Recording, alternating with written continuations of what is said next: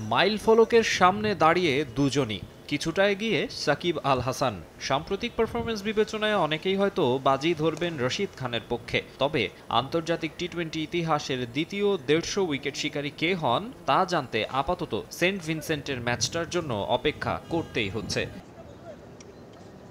যদিও সাকিবের জন্য অপেক্ষাটা এত দীর্ঘ হওয়ার কথা ছিল না, অনেক আগেই রেকর্ডটা নিজের করে নিতে পারতেন টাইগার সুপারস্টার। ইন্টারন্যাশনাল টি-20তে 150 উইকেট নেওয়া প্রথম বোলার হওয়ারই সুযোগ ছিল তার, কিন্তু ক্যারিয়ারের সায়ান্নে থাকা অলরাউন্ডার মাঠের পারফরমেন্সে আগের মতো ঔজ্জ্বল্য ছড়াতে পারছেন না, হারিয়েছেন বিশ্বসেরা অলরাউন্ডারের তকমাও।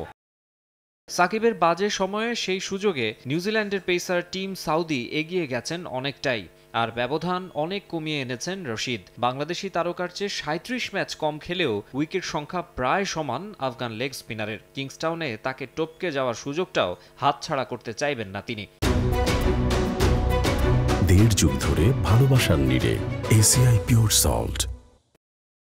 এবারের টি-20 বিশ্বকাপটা দারুণ কাটছে রশিদের। 6 ম্যাচে 6.16 ইকোনমিতে নিয়েছেন 10 উইকেট। নিউজিল্যান্ডকে হারানোর ম্যাচে 17 রানে নিয়েছিলেন 4 উইকেট। আফগানিস্তানও অবিশ্বাস্য পারফরমেন্স উপহার দিয়েছে। শক্তিশালী অস্ট্রেলিয়াকে হারিয়ে আত্মবিশ্বাসের চূড়ায় রশিদরা।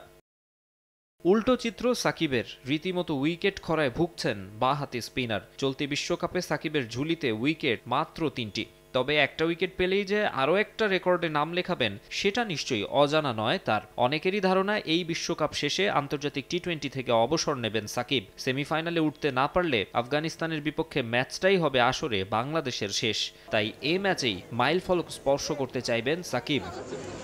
মাকসুম আলম খান, সময় সংবাদ।